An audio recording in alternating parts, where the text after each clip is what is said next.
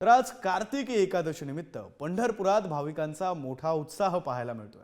पहाटे 2:30 वाजता विठ्ठलाची शासकीय महापूजा सुद्धा पार पडली। पुणे विभागीय आयुक्त चंद्रकांत पुलकुंडवार आणि लातूर जिल्ह्यातील बाबूराव सगर यांना शासकीय पूजेचा मान मिळालेला आहे। आचारसंहिता असल्यामुळे उपमुख्यमंत्र्यांऐवजी पुणे विभागीय आयुक्तांकडून विठ्ठलाची शासकीय महापूजा करण्यात आली।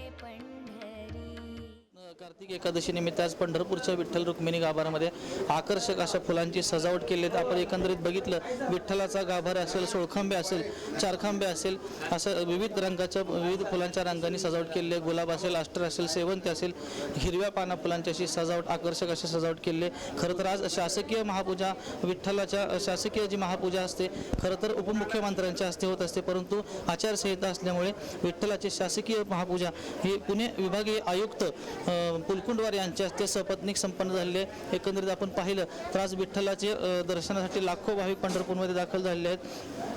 विठ्ठलाची जी शासकीय महापूजा आहे, सागर दाम्पत्य हे उदगीर जिल्ह्यातील लातूर येथील रहिवासी असून त्यांना ह्या शासकीय महापूजेचा मान मिळाला आहे। आपण एकंदरीत पाहिलं तर आज विठ्ठलाच्या दर्शनासाठी 8 ते 10 तास दर्शनासाठी लागत आहेत। जवळपास विठ्ठलाचं दर्शन हे भाविकांना सुलभ आणि व्यवस्थित मिळावे यासाठी विठ्ठल रुक्मिणी मंदिर समितीच्या वतीनं सोयी सुविधा अशा पुरवण्यात आल्या आहेत। आपण एकंदरीत पाहिलं तर विठ्ठलाच्या पंढरी नगरी आता दुमदुमून आपल्याला पाहायला मिळतं आणि विठ्ठलाच्या कानाकोपऱ्यातून राज्यातून विठ्ठल भाविक पंढरपूरमध्ये दाखल झालेले आपल्याला पाहायला मिळतंय। माऊली डांगे, पुढारी न्यूज, पंढरपूर।